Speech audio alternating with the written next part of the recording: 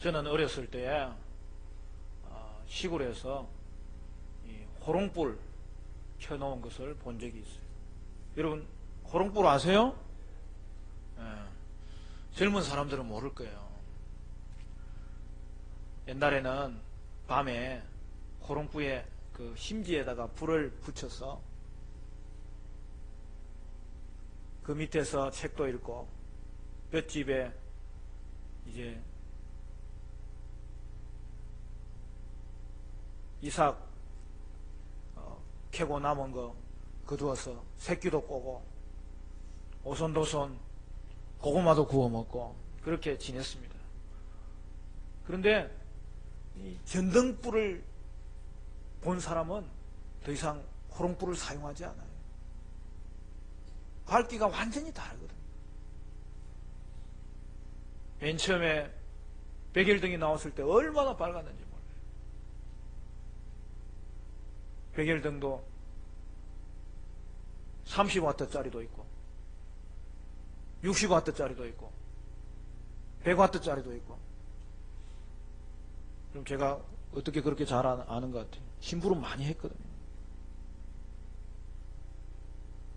한 번은 60W짜리를 내가 잘못 사왔어요. 30W짜리 사오라고 했잖아, 어머님. 즉 상고에는 30W만 하면 되거든. 근데 요새는 그 백일등이 뭐 거의 자취를 감췄잖아요. 형광등이 얼마나 좋은지. 형광등도 요새는 많이 바뀌었어요.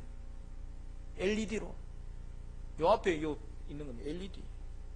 얼마나 밝은지 그거 자주 바꾸지 않아도 돼요. 그냥 반영구적으로 밝은 빛을 주는 거예요. 그런데 아무리 밝은 전등의 불빛이라도 아침에 해가 떠오르면 그 햇빛의 모든 빛은 다 자취를 감춰버리는 거예요. 그러나 그 햇빛보다 더 밝은 빛이 있어요. 그게 뭐예요? 하나님의 영광입니다. 하나님은 그 본질 자체가 빛이세요. 성도는 바로 그 하나님의 영광의 빛을 비침받았기 때문에 우리의 심령이 회복되었고, 따라서 성도는 하나님의 영광의 빛을 경험한 사람들이에요. 여러분, 세상은 쾌락을 쫓고 즐거움을 쫓아가지만 그것이 자기를 채워주지 못한다는 것을 알고 있으면서 쫓아가는 거예요. 결국 세상이 갈망하는 것은 뭐냐 하면은 하나님의 영광을 갈망하고 있었던 것이죠. 따라서 하나님의 영광을 경험한 사람은 세상의 즐거움이 이제는 자신을 채워주지 못해요. 여러분, 그것은 그림자에 불과하고 세상의 즐거움이 자신을 즐겁게 해주지 못한다는 것을 드디어 알게 되는 것이죠. 따라서 하나님의 영광을 경험한 사람은 더 이상 세상의 즐거움을 찾지 않고 하나님께 가까이 나가며 하나님의 영광을 계속 경험하면서 하나님께 영광을 돌리는 복된 삶을 살 수 있기 때문에 거기에는 만족과 은혜와 번영과 위로가 충만하게 임하게 되는 것을 볼 수 있습니다. 예수님은 베드로와 야고보와 요한 이 세 명의 제자를 데리고 높은 산에 올라가십니다.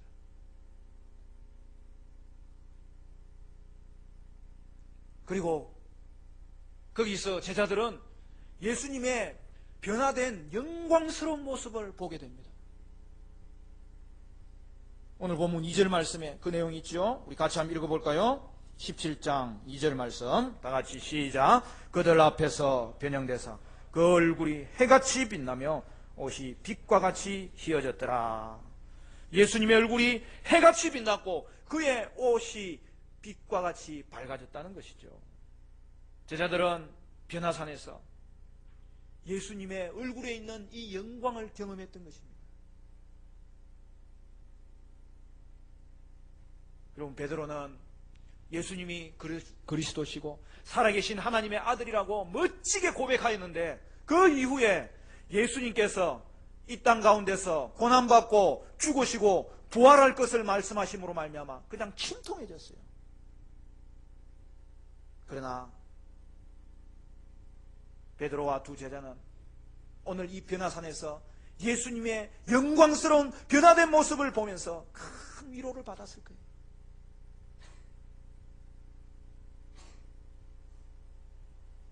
예수님이 신적 존재라는 사실을 분명하게 볼 수 있었기 때문입니다. 예수님은 제자들에게 자신이 육신을 입기 전의 모습, 그리고 이제는 십자가 이후에 그가 높임 받으실 그 모습을 사전에 보여주었던 것이죠. 따라서 예수님의 지상사역에서 제자들이 가졌던 가장 놀라운 체험은 바로 이 변화산에서 예수님의 영광스러운 모습을 보았던 바로 이 사실이에요.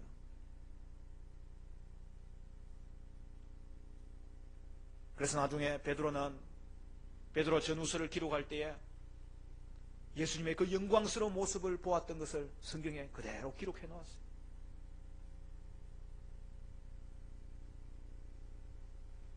변화산에서의 예수님의 모습과 예수님의 말씀은 죽음의 소식으로 침통했었던 제자들에게 위로가 되었고 격려가 되었고 확신을 주는 것이 되었던 것입니다. 결국 고난의 예수님은 그냥 십자가 지시는 걸로 끝나는 것이 아니었고 영광의 메시아로 부활할 것이라는 것을 그는 다시 한 번 더 짐작할 수 있었던 것이죠. 그러므로 우리는 변화산에서 예수님의 진정한 모습을 확인할 수 있습니다. 사랑하는 성도 여러분, 오늘 저와 여러분은 이 말씀 통해서 변화산에서의 예수님은 어떤 분인지 살펴봄으로 말미암아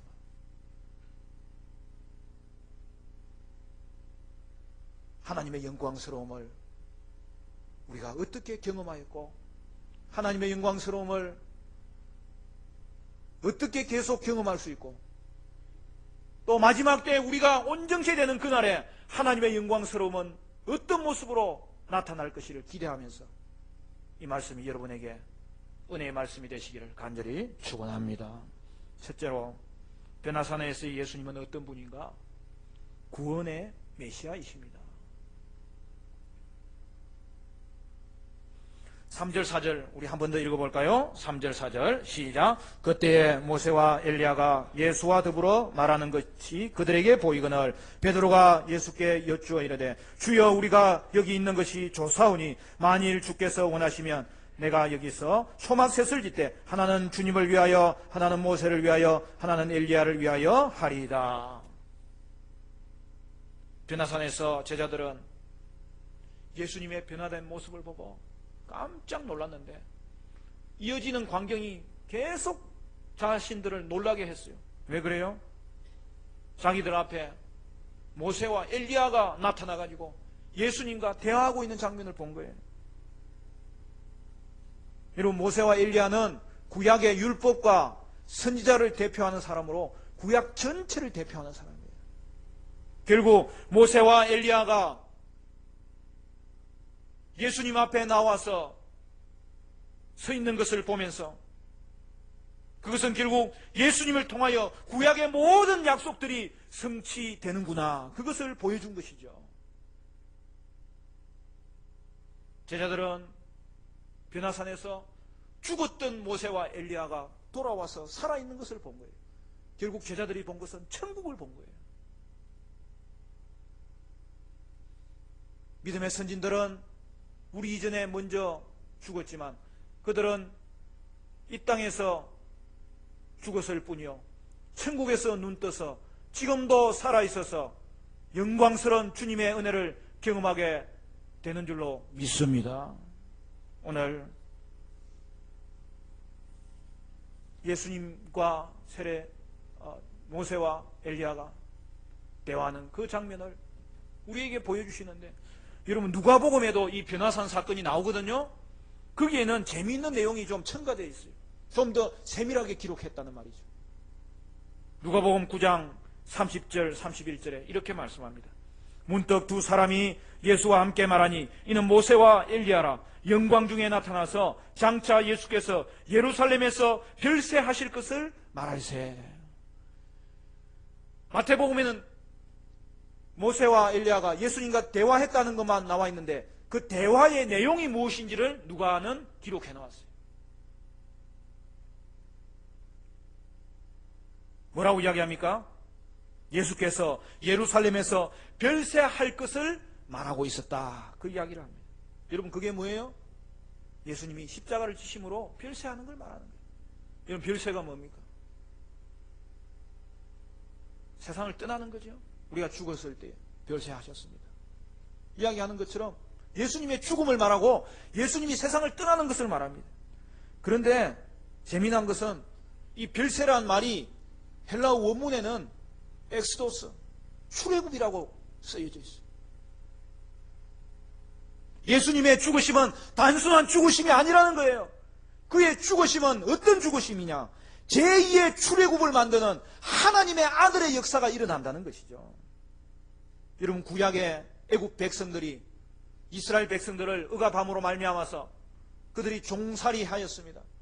그들은 그때 하나님께 부르짖었고 하나님은 그의 음성을 들으시고 내려와 보시면서 본 것을 그대로 내버려 둘 수가 없어서 하나님은 모세를 세워서 이스라엘 백성들을 애굽의 그 강한 손에서 끄집어내시는데 애굽의 종들이 찬송을 부르면서 홍해를 지나서 하나님의 구원의 손길로 말미암아 해방되는 것이 나왔어요. 그런데 그것은 하나의 그림자예요.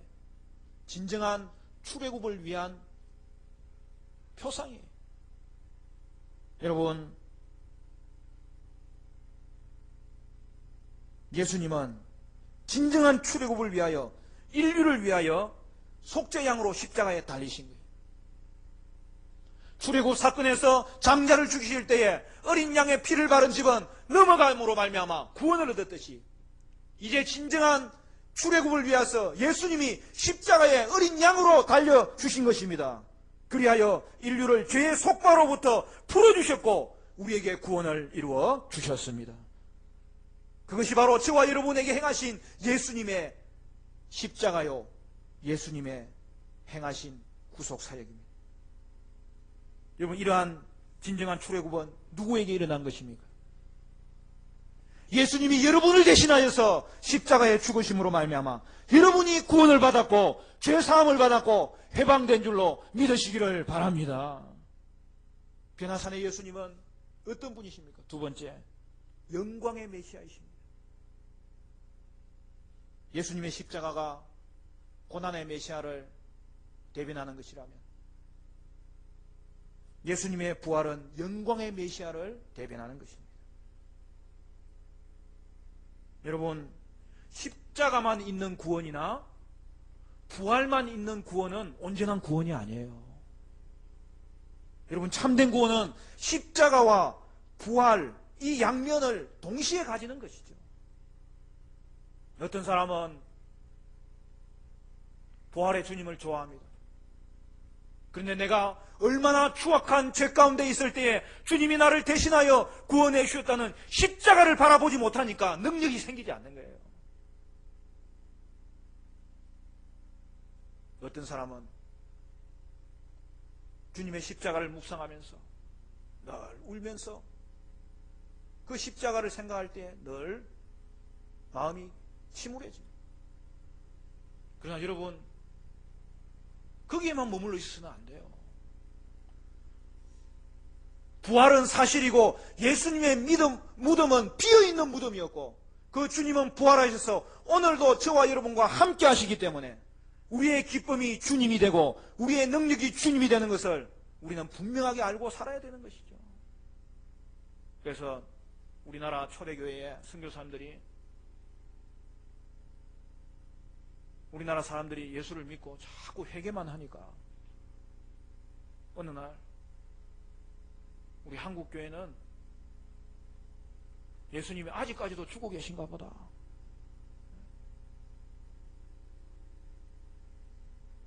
여러분, 우리에게는 이 십자가와 부활이 양면으로 동시에 우리의 심령 가운데 가득 차 있을 때 십자가를 통하여 다시 한 번 더 주님 앞에 무릎 꿇게 되고 부활을 통하여 하나님께 찬양하게 되고 그 은을 누리게 될 줄로 믿습니다. 예수님은 우리의 죄를 위하여 죽으셨지만 부활하심으로 우리의 죄가 분명히 사해졌다는 것을 친히 그의 몸으로 보여주신 것입니다. 베드로는 예수님의 변화된 모습을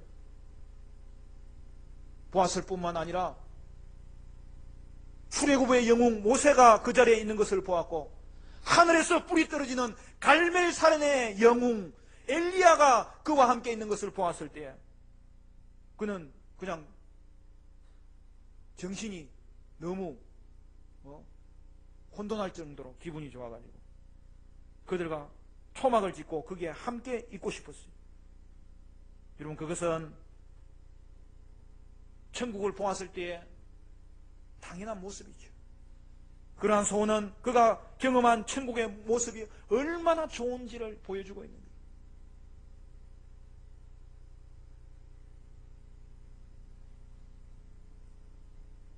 여러분, 근래에는 저도 자꾸 천국이 보고 싶어요.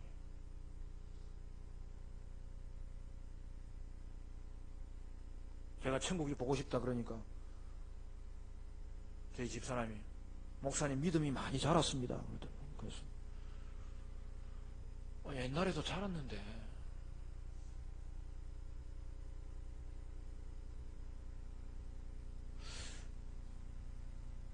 여러분, 우리가 예수를 믿는 것이 얼마나 능력인지는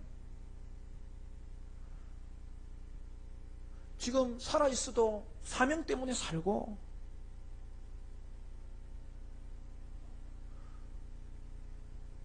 죽음 이후에 천국을 그리워하기 때문에 막 그냥 죽어서 천국 가고 싶은 사람이 그냥 마음에 가득 차 있기 때문에 여러분, 세상에 그런 사람이 어디 있어요 도대체. 예수 밖에 있는 자는 그들의 인생의 마지막이 심판으로 이루어질 것을 어렴풋하게 알기 때문에 죽음이 두려운 거예요. 그러나 성도는 그냥 그 입술에서 나는 죽어서 내 사랑하는 예수님 직접 봤으면 좋겠다, 그 마음이 그냥 입술에서 툭툭 튀어나온 게 이게 얼마나 큰 능력인지 몰라요. 여러분, 제가 이 말 했다고 또 지금 죽고 싶다 너무 이야기하면 안 됩니다. 여러분, 사명이 있어요. 사명이. 이 땅에 있을 때는 사명으로 말미암아 빛나고 아름답게 사시기를 바라고, 저 천국에 눈 떴을 때는 지금도 내가 받은 이 영광 온전하게 영광을 볼 수 있는 그러한 것이 우리 마음의 소망으로 있었으면 좋겠습니다.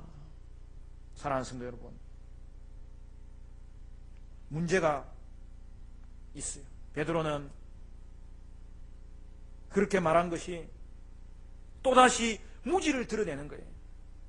예수님은 산에 머물러 있어야 될 뿐이 아니라 십자가를 지러 내려가야 될 뿐인데 베드로는 그 산에 예수님을 붙들어 놓고자 한 것이죠.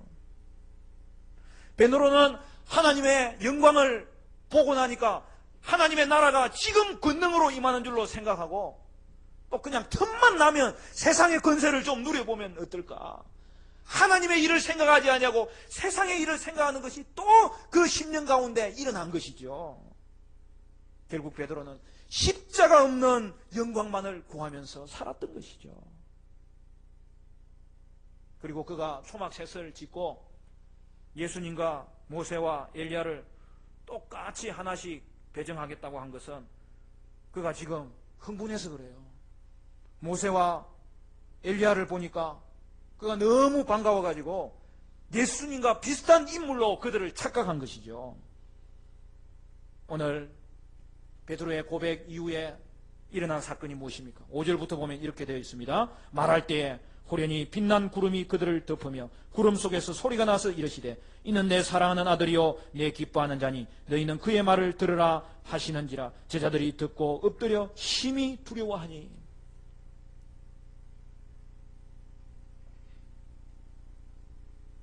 빛나는 구름이 그들을 갑자기 덮는데 그냥 구름이 아니에요. 빛나는 구름이에요. 하나님의 거룩한 임재의 구름이 그들 가운데 가득 찼고, 그때 또한 하늘에서 음성이 들리는데 하나님의 음성이 들립니다. 그 음성은 예수님이 세례받을 때에 들었던 음성과 똑같은 거예요. 하나님은 예수님을 내 사랑하는 아들이라고 정확하게 한 번 더 제자들에게 들려주신 것입니다. 그리고 하나 더 추가된 것은 너희는 그의 말을 들어야 된다, 그렇게 이야기하시는 거예요. 그리고 그 후에 또 하나의 일이 벌어지죠. 우리 7절 8절은 같이 읽습니다. 시작. 예수께서 나와 그들에게 손을 대시며 이르시되 일어나라, 두려워하지 말라 하시니 제자들이 눈을 들고 보매 오직 예수 외에는 아무도 보이지 아니하더라. 결국 구름도 싹 가셔지고 모세와 엘리야는 사라져버렸어요. 결국 보이는 것은 누구예요? 예수님 한 분밖에 없는 것입니다. 여러분, 예수님만이 구원자이십니다. 지금도 많은 사람들이 예수님을 한간 위대한 종교 지도자나 단순한 성인군자로 생각하는 사람들인데 그렇지 않아요. 예수님만이 구원자이시고 주님이시고 통치자이시고 지금도 우리를 다스리시는 하나님이 되십니다. 예수님은 모세와 엘리야와 같은 위대한 인물과 비교할 수 있는 그런 인물이 아니라 예수님은 하나님과 동등된 하나님의 아들이신 거예요.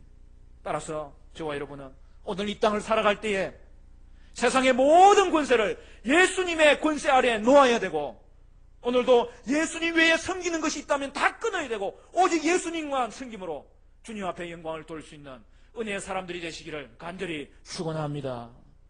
세 번째, 변화산의 예수님은 어떤 주님이신가? 고난의 메시아이십니다.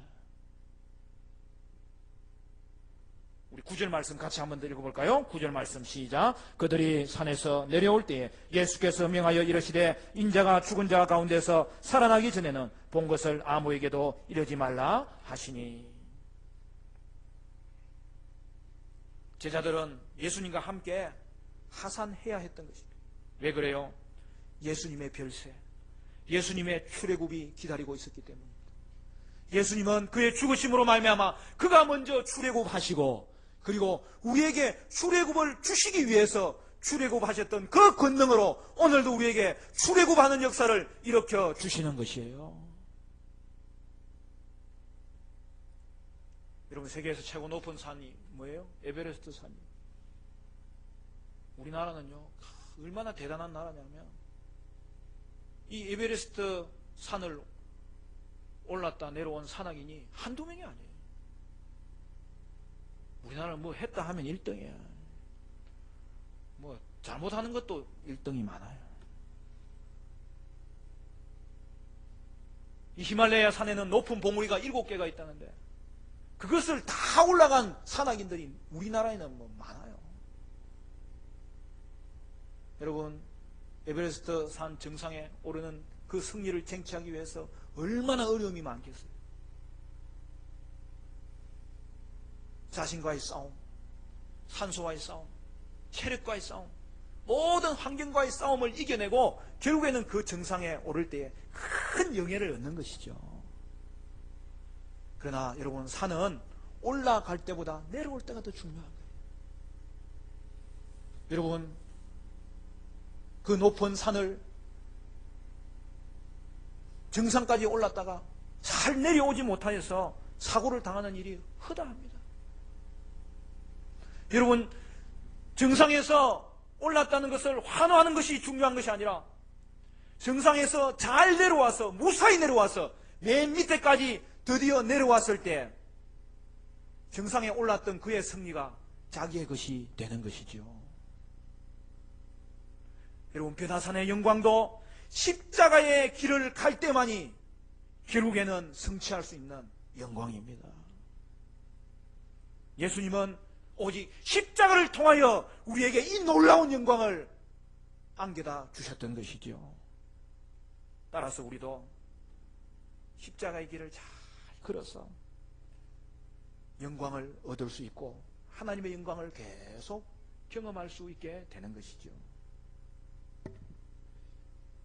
여러분, 제자에게는 십자가 없는 영광은 그 어디에도 존재하지 않습니다. 그리고 성도는 이미 그 마음에 하나님의 영광을 경험한 사람이에요. 그리고 십자가의 길을 걸음으로 말미암아 하나님의 영광이 우리 가운데서 더욱더 빛나게 경험되는 것이지요.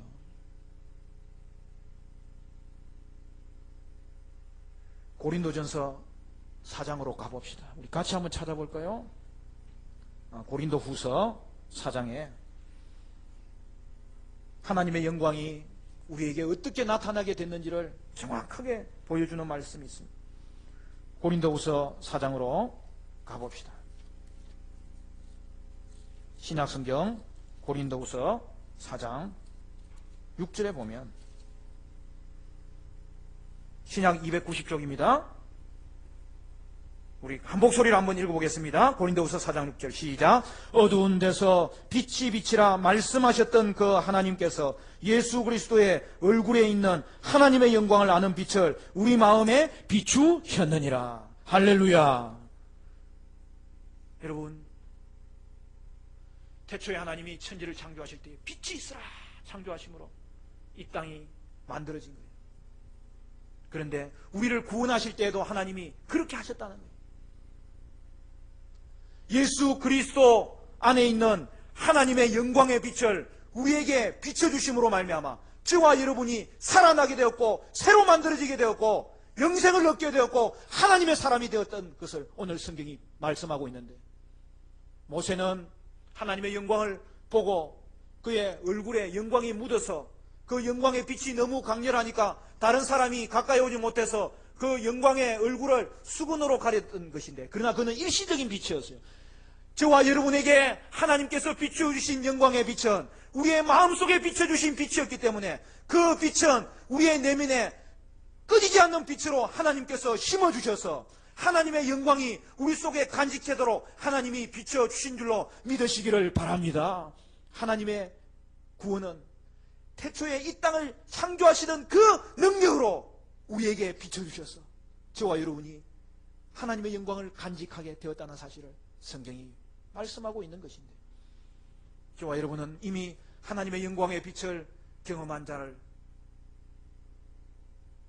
될 수 있도록 하나님이 은혜 주셨음을 믿습니다. 이제는 십자가의 길을 동일하게 감으로 말미암아 그 빛의 영광이 더 강력하게 우리에게 나타날 수 있는 삶을 하나님은 우리에게 살게 하셨다는 사실이죠. 우리는 어떻게 살아야 됩니까? 우리도 예수님처럼 십자가의 길을 걸으면서 십자가의 영광을 계속 경험할 수 있고 또 세상에도 그 영광의 빛을 비출 수 있는 그러한 삶을 살아야 된다는 것이죠. 따라서 하나님의 영광을 경험하고 그 빛을 비추는 것은 성도의 특권이고 사명이라는 사실이죠. 어떤 사람은 인간관계에 대해서 계속 힘들어하는 사람이 있어요.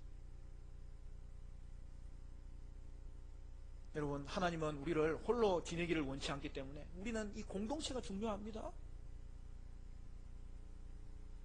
특히 우리는 세상으로 보냄받았기 때문에 부름받았을 뿐만 아니라 보냄받은 자로서 우리는 이 관계를 잘 맺어야 돼요. 여러분, 혼자 살면 편하죠. 그러나 하나님은 하나님과의 관계를 통하여 복을 주시고 사람과의 관계를 통하여 복을 주시는데, 여러분, 사실 인간관계가 쉽지 않잖아요. 상대방이 잘하고 못하는 것이 기준이 되면은 여러분, 우리는 늘 힘들어지는 거예요. 여러분, 왜 다른 사람의 영향으로 여러분이 힘들어집니까? 그렇게 살지 마세요. 그걸 해결할 수 있는 길이 뭐예요? 그 유일한 길은 내가 사랑을 가지는 거예요. 내 안에 사랑이 있으면 아무리 외부적인 영향이 있을지라도 그것이 영향 주지 못하는 거예요. 여러분, 내 안의 사랑은 하나님과의 관계에서 비롯되는 거예요. 우리 안에는 하나님의 사랑이 있습니다. 우리 안에는 하나님의 영광이 있습니다. 여러분, 그것을 알고 그것을 계속 묵상하실 때 여러분은 사랑을 간직함으로 다른 사람에게 영향받지 않고 살 수 있기를 간절히 축원합니다. 그래서 이 땅을 살아갈 때에 우리 속에 있는 내면의 영광을 기억하시고, 특별히 하나님의 말씀 속에는 이 땅에 하나님의 영광이 있지만 그것이 잘 보이지 않아요. 지금도 볼 수 있어요. 그러나 명확하게 볼 수 있는 것은 이 하나님의 말씀 안에 하나님의 영광이 가득 담겨져 있는 것을 확인하고 경험할 수 있기 때문에 여러분, 하나님 말씀 가까이 하시고 예수 안에 있는 주님의 영광을 여러분 기억하시고, 그리고 말미암아 이 땅을 살아갈 때 여러분 환경 때문에 흔들리지 마시고 하나님의 사랑으로 여러분 인생을 붙잡으시고 하나님의 영광으로 여러분의 인생을 반영시킴으로 말미암아 이 땅 가운데서 저와 여러분은 오직 그 어떤 것으로 흔들리지 말고 하나님의 영광에 사로잡혀서 살아가는 은혜가 있게 되시기를 간절히 축원합니다. 홍수가 있어도 마실 물이 없다잖아요.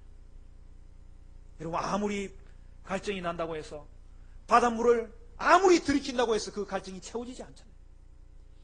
여러분, 오직 이 땅의 즐거움이 갈망하는 것은 하나밖에 없어요. 하나님의 영광을 찾기 위해서 애쓰다가 모조품 생수를 들이마시고 사는 거예요. 하나님의 영광스러움을 경험하는 것 외에는 오늘 우리가 이 땅에서 체험받을 길이 없고 이 땅을 이길 수 있는 능력이 없는 것입니다. 사랑하는 성도 여러분, 여러분은 하나님의 영광스러움을 계속 경험하시기를 바라고, 그로 말미암아 썩어질 세상의 영광을 구하지 아니하고 오직 하나님으로 만족하고 하나님으로 말미암아 즐거워하는 영광스러운 인생을 살게 되시는 저와 여러분 되시기를 간절히 축원합니다.